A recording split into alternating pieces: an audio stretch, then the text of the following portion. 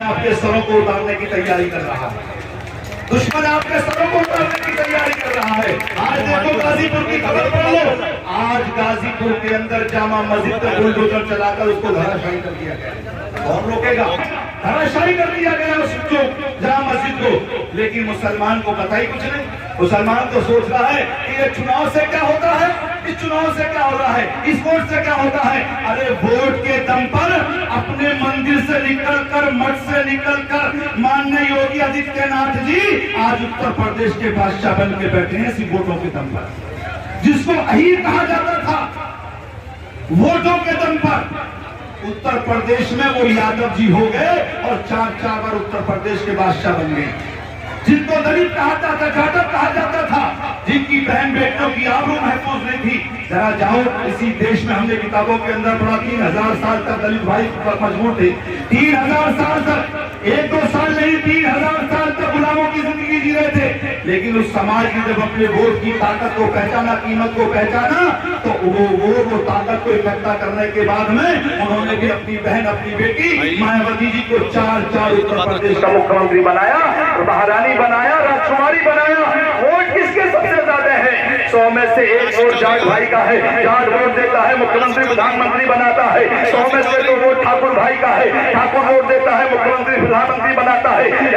SP थानेदार कोतवाल बनाता है। 100 में से 3 वोट पंडित भाई का है। पंडित जी वोट देते हैं, उनकी वोट के बदले में एसपी डीएसपी थानेदार कोतवाल आईजी डीआईजी सिपाही जी बनता है। 100 में से 7 वोट यादव भाई के हैं। जब 100 में से ज्यादा वोट यादव भाई देता है, उसकी 60 वोट के बदले में उस यादव भाई के घर में एसपी डीएसपी थानेदार कोतवाल पैदा होता है। इस देश और प्रदेश में 100 में से 11% वोट हमारे जाटव भाई के हैं। जब दलित भाई जाटव भाई वोट देता है, उसकी 100 में से 11 वोट के बदले में उस जाटव भाई के घर में एसपी डीएसपी थानेदार कोतवाल आईजी डीआईजी सिपाही जी कानून वो तहसीलदार पटवारी पैदा होता है। इस देश और प्रदेश के अंदर 100 में से 35 वोट इस खैर उम्मत के हैं, जिसको मुसलमान कहा जाता है। 100 में 35 वोट हमारे हैं, हम भी 100 में 35 वोट से आतंकवादी का एजेंट बताया जाता है। हमारे मस्जिदों को आतंकवाद का अड्डा बताया जाता है। हमारे नौजवानों को आतंकवादी बनाकर उनके सीनों को गोलियों से छल्ली कर दिया जाता है। कौन रोकेगा?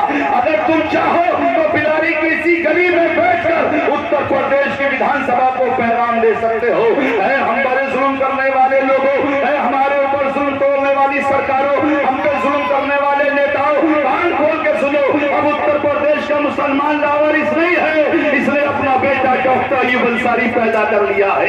हम तुम्हारे बहकावे में आने वाले नहीं है, अब भटकने वाले नहीं है। बहुत सारे लोग आए हैं दोस्तों, अभी लोग कह रहे थे, मेरे पास भी कई लोग आए, अभी साबिर उस्ताद भी आए हैं। लोग कह रहे थे साबिर उस्ताद को कोई लालच दिया होगा, साबिर को कुछ लालच दिया होगा। मुझको एक कहानी याद आ गई। 2 शेर रहते थे एक जंगल में, दोनों में बड़ा प्यार, बड़ी मोहब्बत थी। लेकिन जंगल में रहने वाले लोगों ने उनके आपस में फूना फैला करके दोनों में झगड़ा करा दिया। दोनों शेरों में लड़ाई हो गई, दोनों अलग अलग हो गए, नस्तफाकी पैदा हुई, अलग अलग रहने लगे।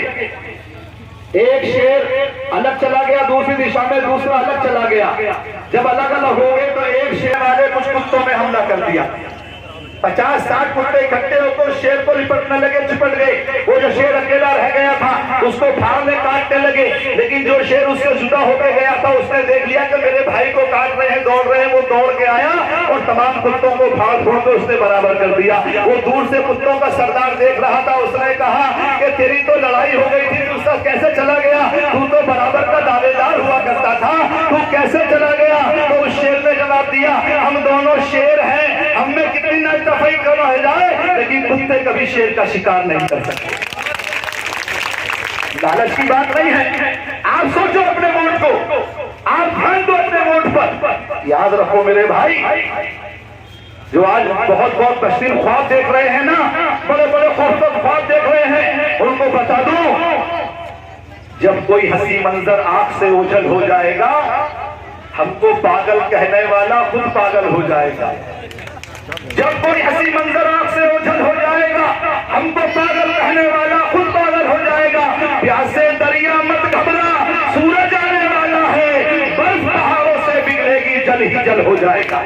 जल ही जल होगा, इतना वोट आपके पास है। आज सारे लोग जानते हैं, देखो आओ चुनाव के मैदान में आओ, आप इलेक्शन देखो, चुनाव में देखो, आज मुसलमान दर दर की ठोकर क्यों की हुकूमत के सामने मुसलमानों के नाम पे कोई बात करने को तैयार नहीं है। कोई नेता नहीं बोल रहा, कोई विधायक नहीं बोल रहा, कोई मंत्री नहीं बोल रहा। अगर बोलता है तो उसकी हालत आजम खान जैसी कर दी जाती है, अगर बोलता है उसकी हालत मुख्तार अंसारी जैसी कर दी जाती है। लेकिन इस दौर के बिलारी के लोगों, खुशनसीब हो आप कि अल्लाह ने हमको एक ऐसा सियासी अमीर दिया है कि जो टूट तो सकता है, जो मर तो सकता है, लेकिन किसी के सामने कभी झुक नहीं सकता, जिसका नाम डॉक्टर अयूब है। वो मैदान में है, हम भी मैदान में है, न वो थका है न हम थके हैं। हम तो सर पे कफन बांध के निकले हैं। हम जानते हैं मेरे दोस्तों कि मौत बरहक है, हर हाल में आएगी। हम घर में बैठेंगे तब भी मौत आएगी, बाजार में जाएंगे तब भी मौत आएगी। लेकिन अगर हम अपनी कौम को जगाते जगाते मर गए, हम इस समाज को जगाते जगाते मर गए, अगर इस समाज को ये बताते बताते मौत आ गई कि अपने बच्चों के मुस्तकबिल की लड़ाई कैसे लड़ोगे,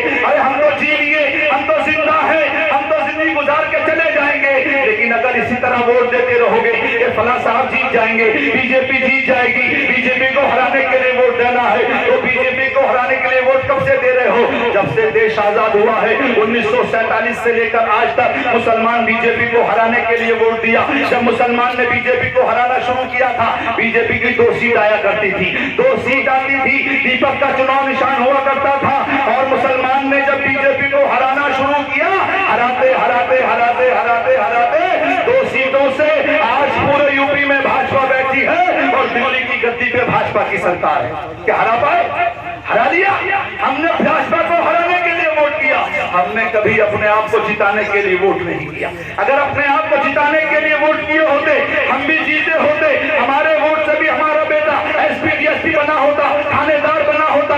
अगर 100 पीएसी के जवानों में 35 बच्चे मुसलमानों के होते, किसी के बाप की औकात नहीं थी हमारी मस्जिद को आतंकवाद का अड्डा कह देता।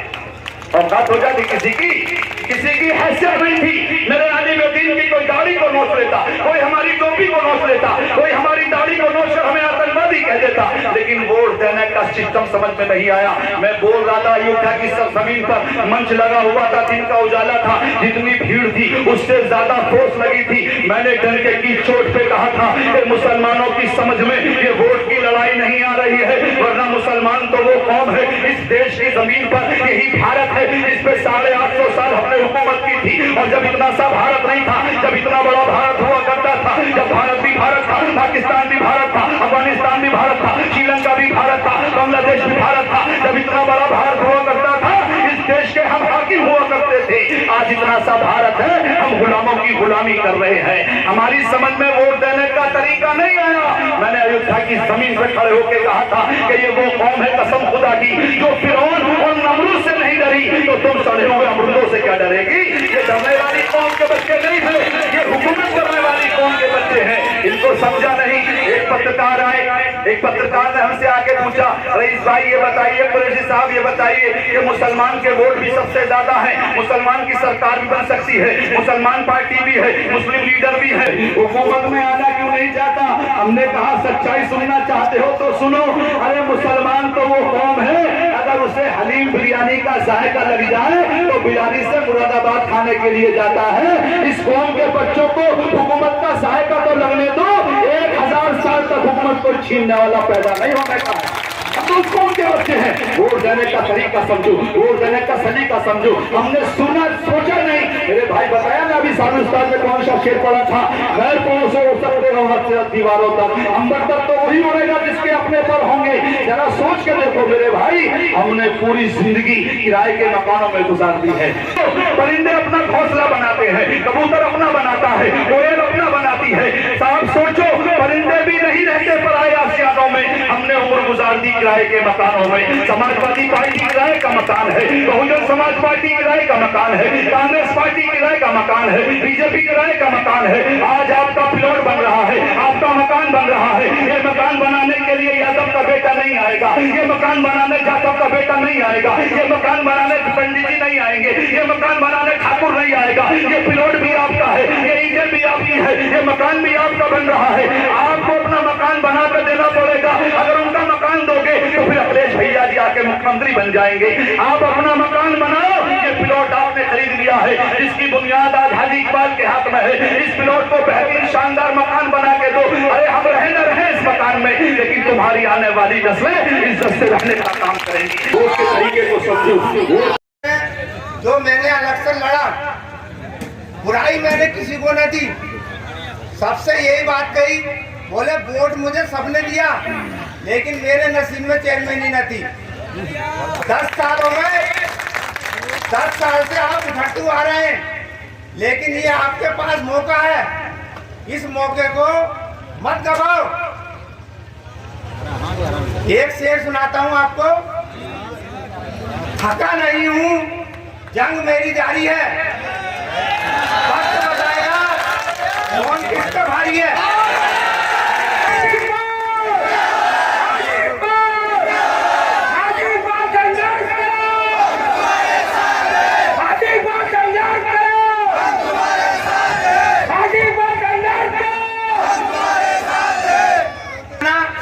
और आपकी दुआ हुई तो मैं आपसे वादा करता हूं कि बिलाड़ी का बच्चा बच्चा चेयरमैन बनेगा।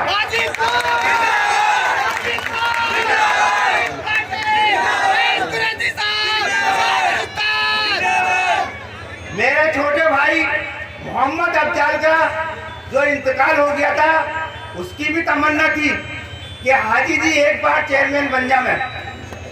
मैं आपसे अपने छोटे भाई की तरफ से दामन फैला के वोटों की भीख मांगता हूं कि एक बार मेरे भाई की ख्वाहिश पूरी कर दो। हाजी इकबाल, हाजी इकबाल, खुदा हाफिज।